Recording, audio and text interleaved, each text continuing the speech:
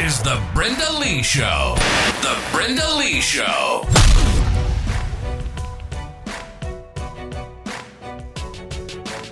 Hey, welcome to the Brenda Lee Show. Hey, I got a question for you guys.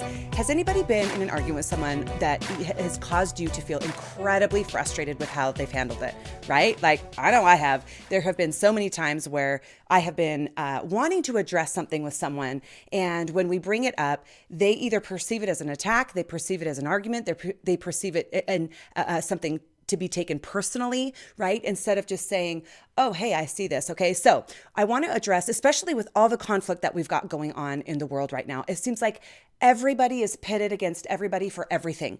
Nobody is giving space for people anymore to just allow other people to be who and what they want to be. And it is increasingly frustrating to me. I just don't understand why there has to be so much division with everybody right now. Who gives a rip if someone wants to be transgender or gay, or let them do their thing? Like, just back off and let people leave me alone. I'm going to do my thing. I choose to marry and be with men. If you choose not to, it doesn't freaking matter. It doesn't mean we can't love each other and we can't embrace each other and we can't get through our conflicts that might arise with each other. Okay. And so with all this conflict going on and this polarization and this just combativeness against each other, I really want to give you some skills today on how to get through conflict resolution well, okay? And so the first step of conflict resolution is recognizing your conflict type, right? Are you a person who runs and hides, or are you a person who wants to deal with it straight away and attack the issue, if you will, which we're going to talk about that word attack, because people who run and hide deal with people who want to attack the issue really do sometimes perceive it as being attacked, right? And so we want to address these two styles. Let me give you some insight into each style, and then we're going to give you some steps on how to actually get through conflict and get through it well, okay? So if you are a hider, you are the person that has a tendency immediately when somebody does, even if it's constructive criticism, when anything comes up, you immediately recoil. You're like, oh, I don't want to deal with that. I don't like this. And you want to go bury your head in the sand and you want to avoid what is happening and avoid having the conversation with that person, okay?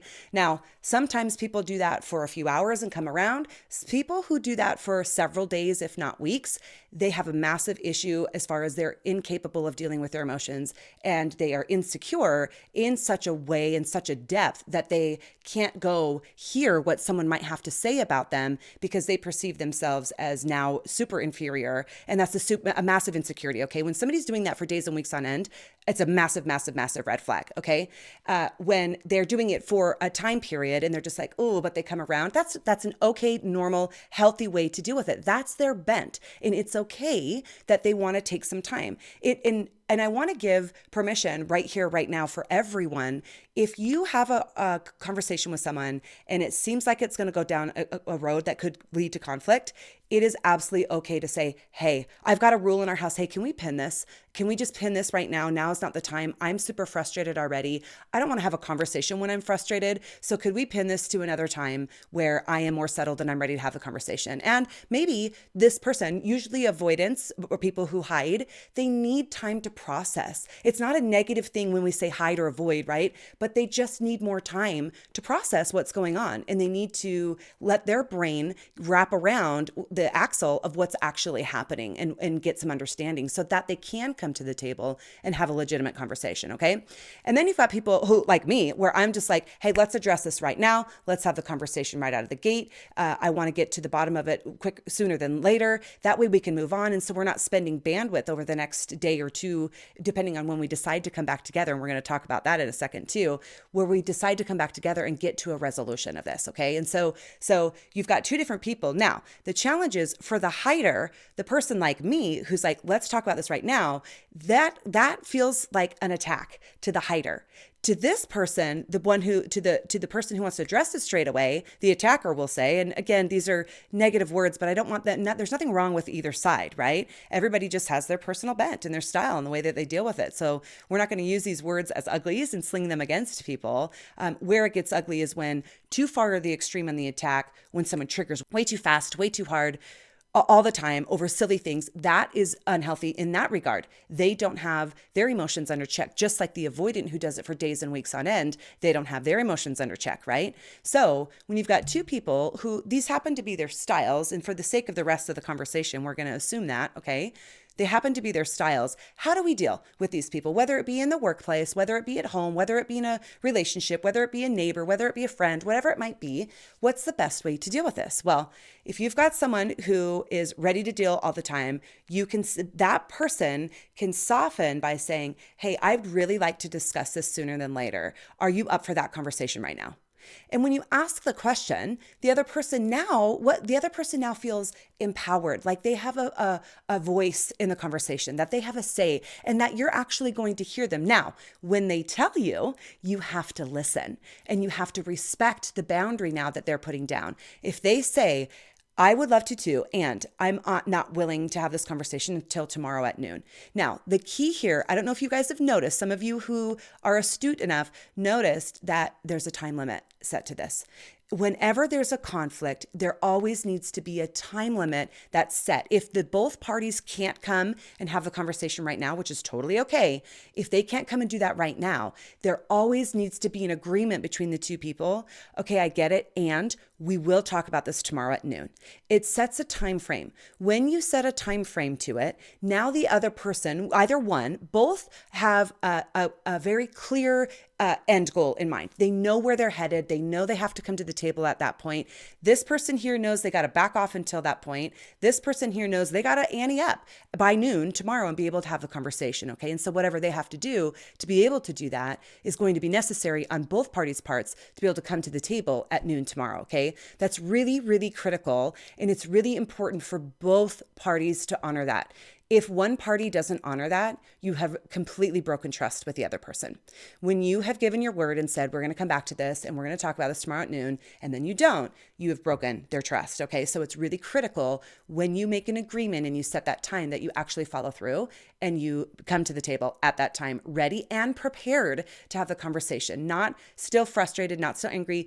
Do whatever you've got to do to process the anger. Go for a run, go for a walk, journal, listen to music, get outside, whatever it takes for you to process that and collapse that time so you're not spending so much of your bandwidth and time in anger and frustration, okay? Okay, and so some of the things that you can do to prepare for that conversation, once you've kind of identified, okay, here's where we're at, this is what's going on. Now, what I want you to do is if you go through, and I teach my clients this, if you go through and you write down the outcome that you want for the conversation. What is the outcome I'm achieving here? Am I achieving, do I desire to be right? Do I desire to prove my point? Do I desire to come together? Do I desire to collaborate? Do I desire to grow together? Do I desire to force them to see and to jump on board with my opinion, right? And I know that sounds ridiculous, maybe like when we say it out loud, but the reality is there's so much of the time we are really trying to force someone else to come to our conclusion and to see what we're seeing. And the reality is when there's any kind of conversation or conflict between people, there's three sides of the story. There's your version, my version, and then there's the facts. That's how mediators came to be, right? Because mediators are able to decipher your opinion versus your opinion. They're able to put the pieces together and they're able to put the facts together, right? Same thing with any accidents, right? There's several witnesses. Every witness has a different perspective. And the police officer, the detective, they're able to put all the pieces together and to outline the facts, right? However, when you go to the meeting, when you come back together and you have a desired outcome that isn't driven by your own selfish agenda, you're not desiring to force them to see your opinion. You're really going in it for both of you to seek to understand the other person. Go in, let the other person talk and shut your mouth, right? Shut up and just listen to what they have to say and listen from their perspective. And if you, especially if it's an intimate relationship, the best thing you can do is either go for a walk with each other. When you walk and you're doing a power walk, you're doing cross-lateral movement. That is forcing both sides of your brain to cooperate and work together. When you're forcing both sides of your brain to cooperate and work together, it emotionally regulates you in a much healthier way, in a much faster way. Okay. So it down regulates your emotions. You're calmer, not to mention you're outside usually if you're going to go for a walk. And the other caveat to that is you're side by side, you're shoulder to shoulder. When you're shoulder to shoulder with someone, and you can do this even if you can't go for a walk. Like if you're sitting somewhere, try not to sit across from someone. That's a very combative position. Sit next to each other. And then, like I said, with the walk, when you're side by side with someone or you're sitting next with someone, you're now seeing the world the way that they see it. We all have such different opinions and perspectives. And the more you can align with them, not that you have to totally agree and bend and submit to whatever they're trying to tell you, but at least you can see from their perspective, right? And now you're putting more stacks on the foundation of the opportunity for you guys to work through this in a healthy way. Does that make sense? So, like I said, if you're coming to the table, come and sit side by side with each other. If you are capable, if you're in a situation where you can, go for a walk with each other in a power walk and have that conversation while you're doing a power walk. Not only does that help with the communication level, seeing each other and having empathy of seeing from the other person's perspective. If you're really heated or you get heated on a power walk, you guys can up the pace, right? And when you up the pace, you're burning that cortisol, that stress hormone off so that you exert that stress through physical exertion instead of verbal attack and verbal exertion toward whoever you're having a conversation with, okay? And so when you, like I said, so to back up to when you sit down at the table, we've got through the semantics and the physical part of it. If you can do this with each other, write your outcome down. Then what I want you to do is then write down as best as you can the facts of the situation. The facts are, I have asked you several times that this and told you this behavior is really challenging for me. It really triggers me. It's not something that I appreciate. You've told me that you were going to shift this behavior, and yet here we are again, and this continues to happen. Can you help me understand what's going on for you? How can I best support you to follow through on your word? You agreed to do this, so how can I best support you to follow through on your word to make sure that this happens? And have the dialogue and seek to understand. Don't seek to force your opinion. Don't seek to make them see for sure through your eyes. Don't make them try to see anything. You're wanting to go to the table so that you seek to understand, okay?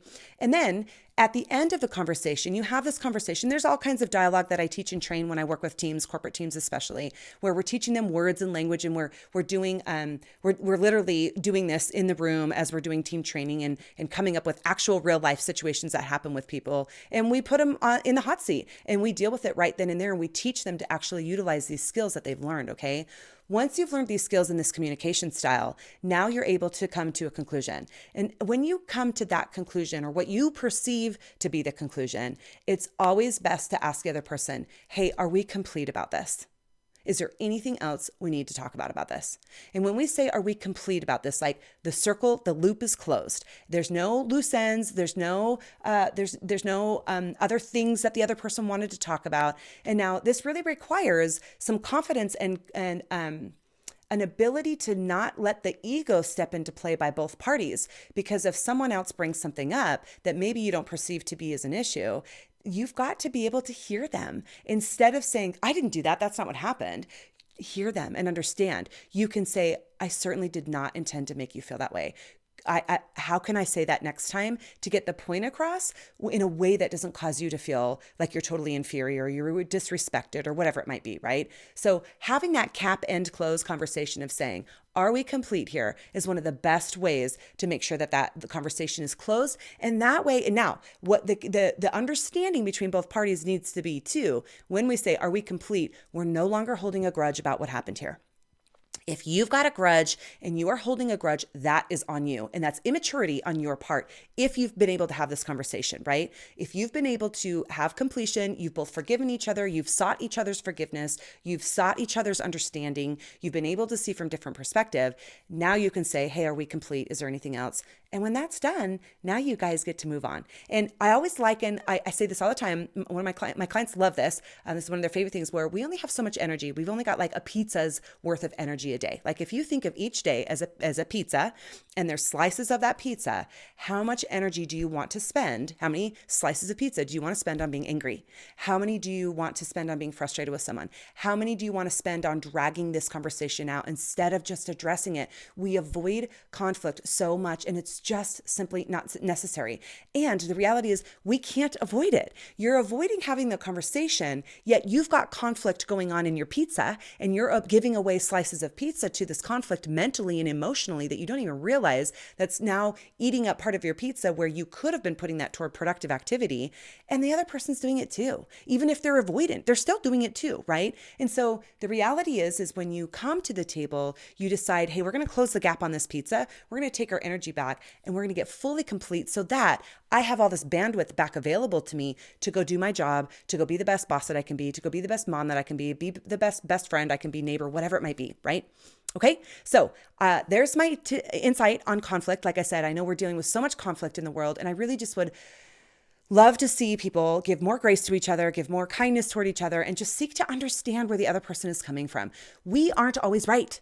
It's okay. We don't have to force what could you imagine if there were 7 billion Brendas running around the freaking world? We would go batshit crazy, right? I would go freaking batshit crazy with just one more of me, right? We don't want that. We love that people are different. That's what makes us human. That's what makes us so beautiful. And that how we've started to not allow people to be different is just beyond me. And so I really encourage you as you go out today, allow people space to be who they are.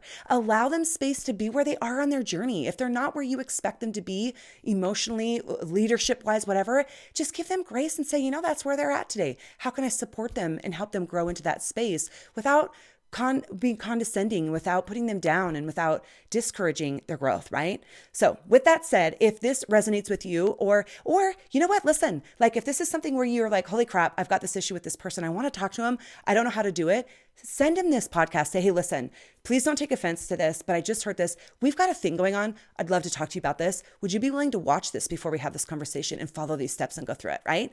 And see how it radically changes the way you guys are able to work through conflict, okay? So like the page, subscribe to it, share it with people who you know. And as always, I am in this for you guys. I hope this always just gives you, equips you with skill sets to communicate with people in a better way and to be a better leader to no matter who you're leading in your life. All right. Have a great day.